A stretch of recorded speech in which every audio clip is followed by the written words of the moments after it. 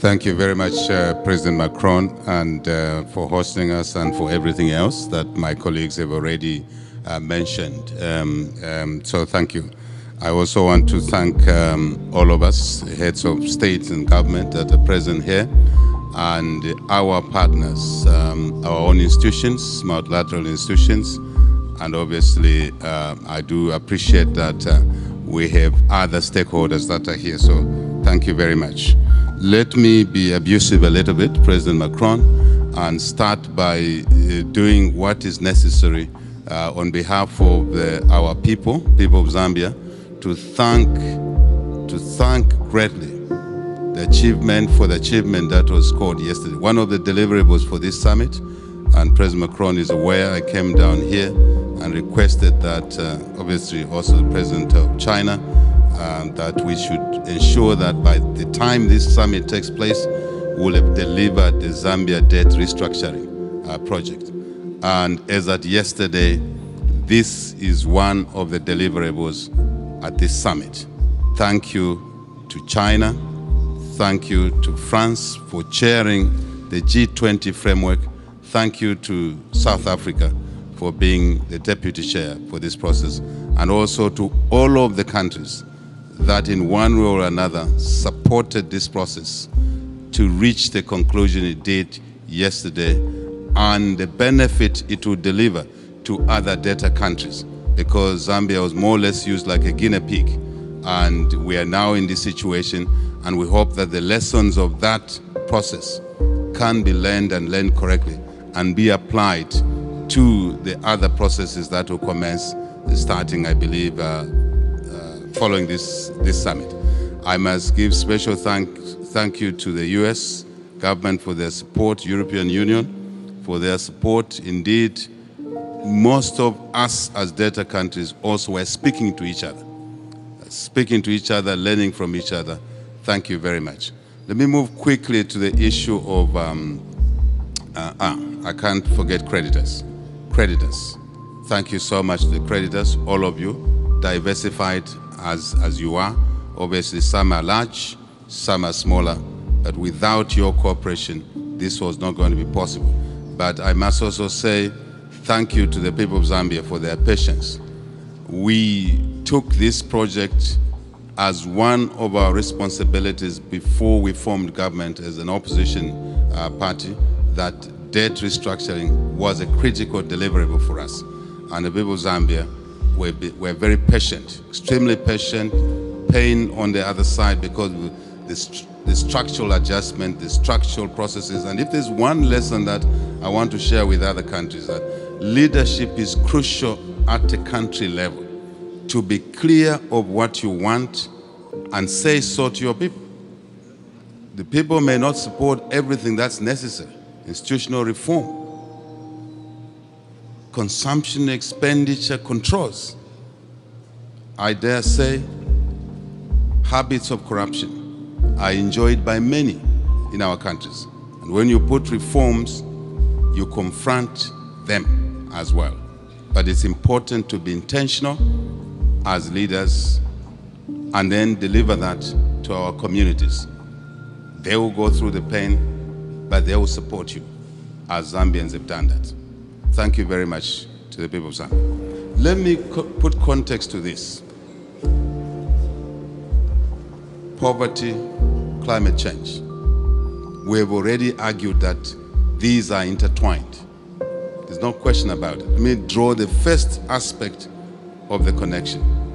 Even before we talk about financing, new financing, more financing, when countries are not growing economically, you cannot expect a poor person to carry an additional burden. That is necessary to drive growth, to drive development. So poverty actually exacerbates the climate change mitigation measures, I argue. And it's very clear. If you are asking your poor people to switch energy sources, can they afford? From charcoal to cleaner energy. They're already stressed. So we need to find mechanisms to support the poor in our countries, less privileged. I heard this word called poverty, the poor, but the less privileged, to be able to come through to support the changes that are required to mitigate climate change negative effects. I think that's very, very important. It's also true to say climate change, on the flip side, has imposed new obligations on the less privileged. For example, the farmer you saw, the farmer you went to visit, Secretary Yellen, Treasury Secretary Yellen, before they could on 1 hectare produce, 2 hectares produce enough for themselves and an excess for sale. But climate change measures have made it one season, the same rain season, one part of it is a drought. When the rain comes, it's a flood. One season. What chance does that farmer have? They absolutely don't have. So as we talk about climate change mitigations, financing, support, technology, farming methods, issues of genetics in agriculture, early maturing varieties, I'm just giving an example. Context are important to consider. So it's not just laying the resource envelope on the table. It is digging inside that envelope. How do we apply that envelope in order to take care of the challenges that have arisen from climate change? And therefore the investments being directed in those specific areas that will produce results that will assist the less privileged to first produce food for themselves, to also produce excess for revenue to look after their households. But also it's important to look at water harvesting as an area of investment, to look at irrigation. Chairman Chancellor, the technology comes in and it's all there, it's available around the world. It's a question of pulling it together and targeting it.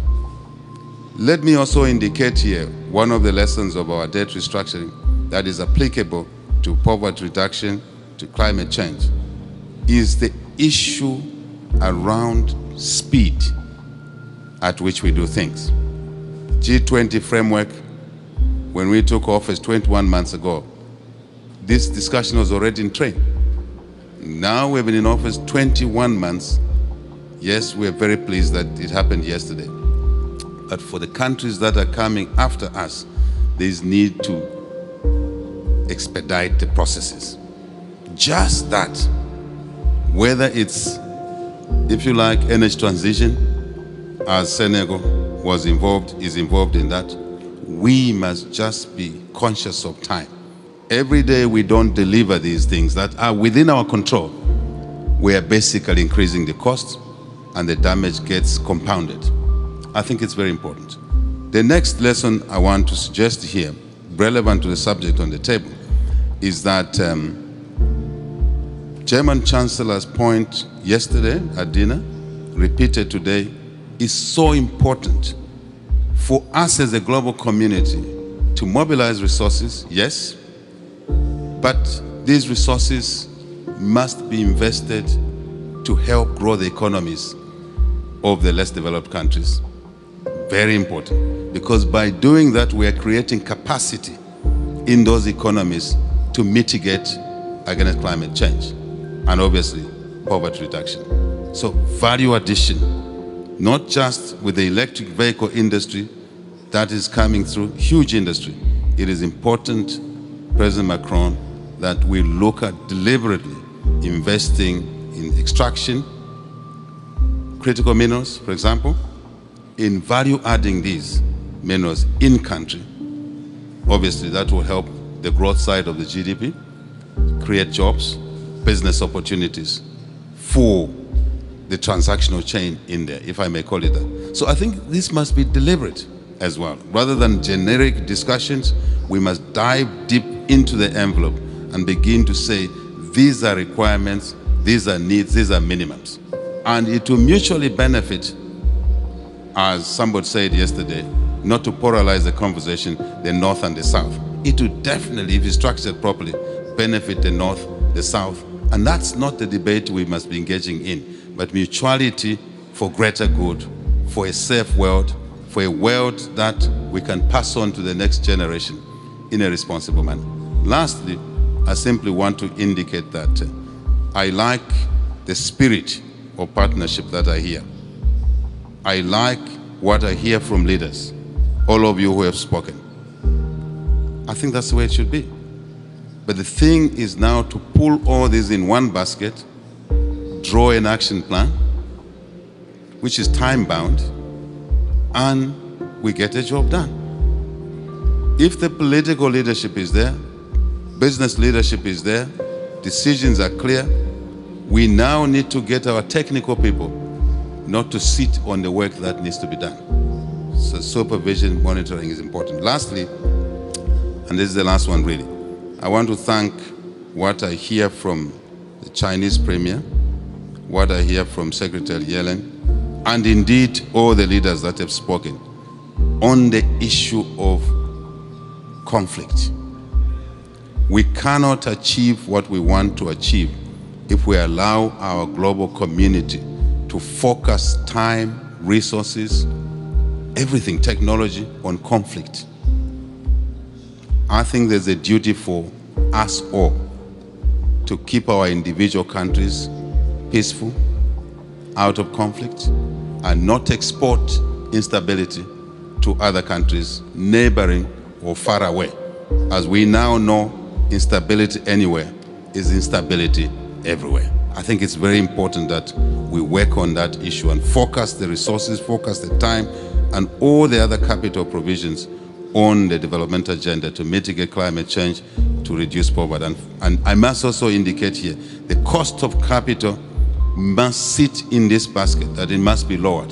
The inequity around the cost of capital, Africa, for example, pays the highest cost of capital, is not correct. It doesn't help anybody at all. It just worsens the situation. We must address this situation. Thank you very much. Thank you. Thank you. Thank you, President.